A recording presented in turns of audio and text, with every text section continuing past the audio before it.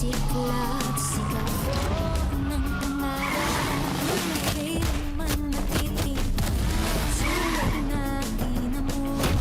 Ginawang panata, mabot sa apoy, sandat at pag-asa. Tinig ng bayan, narinig sa akin.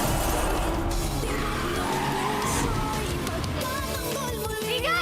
Sigaw, nagahanap ng puso, ikaw ang pag-asa ng bayan. Tagapagtanggol sa gitna ng mundo. Sigaw, di kami mapitigil. Ako Pilipinas, sabay-sabay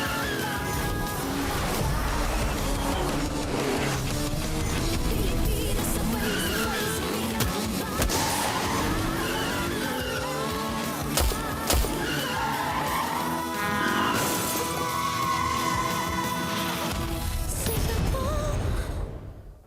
Alam mo, sandali nga lang. Lahat na lang ba ng gagawin ko, kailangan may partisipasyon ka? Sam, bakit ganyan yung reaction mo? Kasi ako pinuri, ikaw pinuna? Ganun ba yun? Ano? Excuse me? Alam mo, kapag pinupuri yung mga kasamahan natin, bakit ka naman mamasmain yun? Hindi ba dapat masaya pa nga ako? Diba? Give me space. Space? Magjowa yarn? Sam, hindi mo ba nararamdaman yung effort na ginagawa ko? Ha, Sam? Kasi kung nararamdaman mo, hindi mo ako tatratuhin ng ganito eh.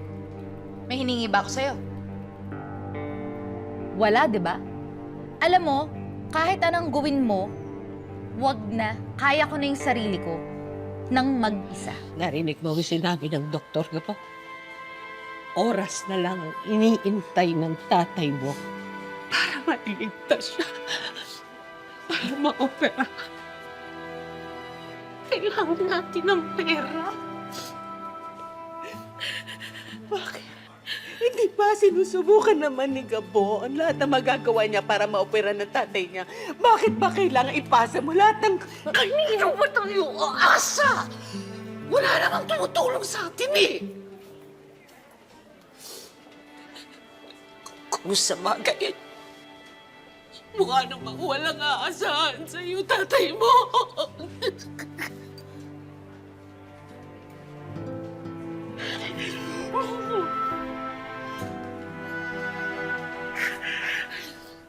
Huwag kayo mag-alala.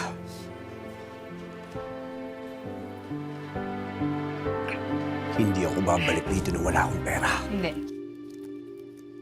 Ayokong sukuan tong kasong to. Ma'am Sam, di ka susunod sa utos sa Delgado? Delikado yun. Eh kung yun yung kinakailangan kong gawin, gagawin ko. Para mapatunayan ko dito sa NCIA na maayos akong agent. Gagawin ko yun. Kaya lang, hindi ko rin naman kakayanin yun mag-isa. Kailangan ko pa rin ng tulong ninyo. Ma'am, nandito ang grupo mo para sa'yo. One for all for one. Oo, dahil hindi mo to kaya na ikaw lang. Salamat ah. Pero pa pwede ba? Huwag na muna natin papaalam to kay Sir Delgado. Hanggat hindi pa natin natatapos tong kasong to. Kilala niyo naman ako eh. Ayoko na may ganito akong sabit. Di ba, sa pagkakakilala niyo sa akin, ang linya, diretso. Ang plano, dapat detalyado. Kung yung pagkakamali, kung pagkakamali man yun, dapat yun tinatama. Nasaan si Gabo? Mang Elton! Palusat muna tayo! Alamig ka muna! Ito nga akong pinaglololo ko. Alam nyo, pag nalaman kong pinagtatakpan nyo o itinatago nyo si Gabo, pati kayo madadamay sa reklamo ko sa polis. Ito naman, grabe naman. Relax ka lang, relax lang. Eh, paano nga ako magre-relax? Eh, malaki ang atraso sa akin ni Gabo. Mang Elton, hindi ka tatablahin ni Gabo. Sa katunayan na, ginawa niya ang lahat para mabawi yung motor. Oo nga! Nasa kanya na yung motor? Relax lang ho kayo, Mang Elton. Maibabalik din ho yung motor nyo. Basta magtiwala lang ho kayo kay Gabo. Eh, paano nga ako magtitiwala kay Gabo? Parang may igbang kinikilo si Gabo eh. Ano bang racket niyan? Bakit kailangan gamitin niyo yung motor? Isa sa secret. Secretary. Oo, sekretary. Maganda siya magsulat eh. Oh, grabe. Huwag niyo ako pinagloloko ha. Siguraduhin niyo lang na nakay Gabo na yung motor. Dahil kung wala, isusuplong ko kayo sa polis. Anong gagawin ko? Aanin ko yung dangal at dignidad. Mamamatay na si Rudy. Kapag buhay na ang pinag-uusapan dito, walang kwenta na yung dangal at dignidad. Hindi ba gumagawa naman ng paraan si Gabo? Naniniwala ako na gagawin niya yun. Tama na. Alam kong hindi siya papayag na mawala si Rudy. Tama na. Sukong-suko na ako dyan kay Gabo. Sana lang ipahiya niya ako. Yun lang ang pinagdadasal ko. Sana mapahiya ako. Sana gumawa siya ng paraan para maitawid natin ang buhay ng tatay niya.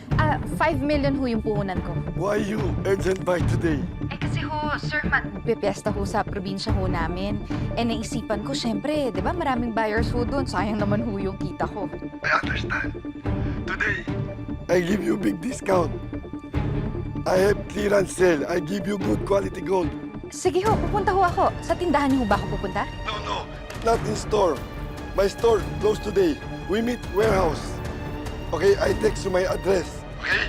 Sige ho, sir. See you. Ibigyan kita isang misyon. Nung nahuli si Victor Sapra ng NCIA, natangay ni Mr. Chan ang mga ginto. Mahuhuli na natin yung connection dito sa gold smuggling. Tinawagan ko si Mr. Chan. Makikipagkita siya sa akin para bentahan niya ako ng ginto. Saan ko makikita si Mr. Chan? Matatagpuan po si Mr. Chan sa Plaza Mayor, sa isang bodega doon, sa Calle Cristobal. Doon niya dadalhin yung ginto. Kaya kinakailangan mahuli natin siya. Dadalhin na natin siya kay Sir Delgado. Doon siya nagpupunta kapag may katransaksyon siya. Ngayon, may buyer siya. Kung gusto mo siyang makita, doon mo siya pupunta. Ngayong gabi, kikilos na tayo. Kinakailangan ko talaga ng tulong ninyo. Kailangang makuha ang ginto kay Mr. Chan, buhay man o patay. Ngayong Miyerkules. So, target. Isang pipilchunging reporter. Si Salvador. Boss, hindi ako lalaban!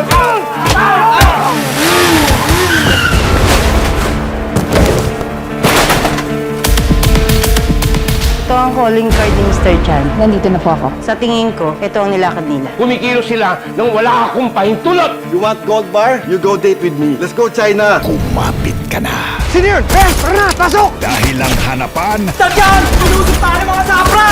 mauuwi sa matinding harapan.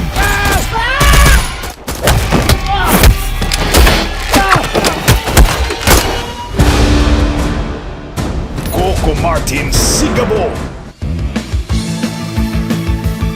Hihingi pa ako sa pagkakataon sa kanya. Kinakailangan ko ang tulong niyo.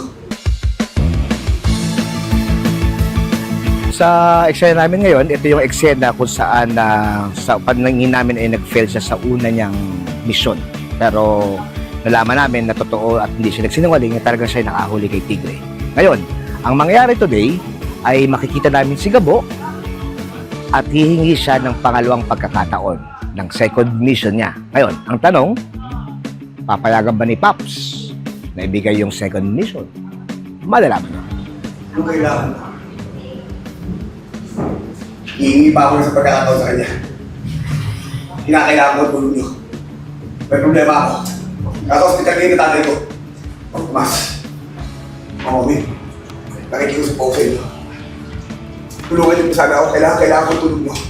Kailangan ko ng trabaho. Marami kaming misyon para sa'yo. Katulad ng sinabi ni Pops, ito napili. Sobra! Diyos ko! Sino hindi ma-excite dito?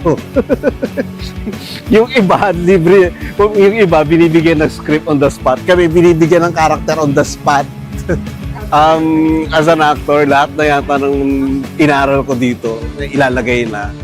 Lahat ng math class, lahat ng mga pinaghirapan ko, improv class. Ito na yun. Ito yung haharangan namin si Gabo. Abangan nyo kung bibigyan pa ng second chance si Gabo ni Pops. Hihingi ako na isang pagkakataon sa kanya. Nasa ospital ng tatay. Hihingi ako ng isang pagkakataon sa kanya. Nasa ospital ng tatay ko. Nasa ospital ng tatay ko.